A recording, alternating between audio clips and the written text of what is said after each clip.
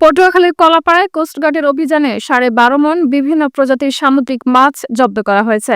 অভিযান শেষে এসব মাছ স্থানীয় এতিমখানা, মাদ্রাসা ও হতদরিদ্রদের মাঝে বিতরণ করা হয়। সোমবার শেষ বিকেলে পটুয়াখালী কলাপাড়া পৌর শহরের লঞ্চঘাট এলাকা থেকে 12.5 মণ সামুদ্রিক মাছ জব্দ করে পায়রা বন্দর কোস্টগার্ড। জব্দকৃত মাছের মধ্যে ছিল 5 মণ লইট্টা, 3 মণ ডাডি, 3 মণ টাইগার চিংড়ি এবং 1.5 মণ পোয়া মাছ। মাছগুলো রাঙ্গাবলী থেকে ঢাকায় পাচারের উদ্দেশ্যে কলাপাড়া আনা হয়েছিল বলে জানায় কোস্টগার্ড।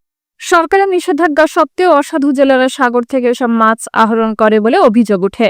15 এপ্রিল থেকে 11 জুন পর্যন্ত 58 দিনের জন্য সাগরে মাছ ধরার উপর নিষেধাজ্ঞা জারি রয়েছে। জব্দকৃত মাছগুলো পরে বিভিন্ন এতিমখানা, মাদ্রাসা ও অসহায় মানুষের মধ্যে বিতরণ করেন নির্বাহী ম্যাজিস্ট্রেট ও সহকারী কমিশনার ভূমি ইয়াসিন সাদেক। কোস্টগার্ড সদস্যদের সহযোগিতায় আমরা ইনল্যান্ড শিপিং অর্ডিন্যান্স 1976 এবং মৎস্য সুরক্ষা ও সংরক্ষণ আইন 1950 মোবাইল কোর্ট পরিচালনারত অবস্থায় লঞ্চে সমুদ্র থেকে আহরিত প্রায় 12 মণ মাছ জব্দ করি। যেহেতু সমুদ্রে বর্তমানে 58 দিনের নিষেধাজ্ঞা চলমান রয়েছে, তাই মাছগুলো জব্দ করে আমরা মাদ্রাসা এবং দুস্থদের মধ্যে বিতরণ করি।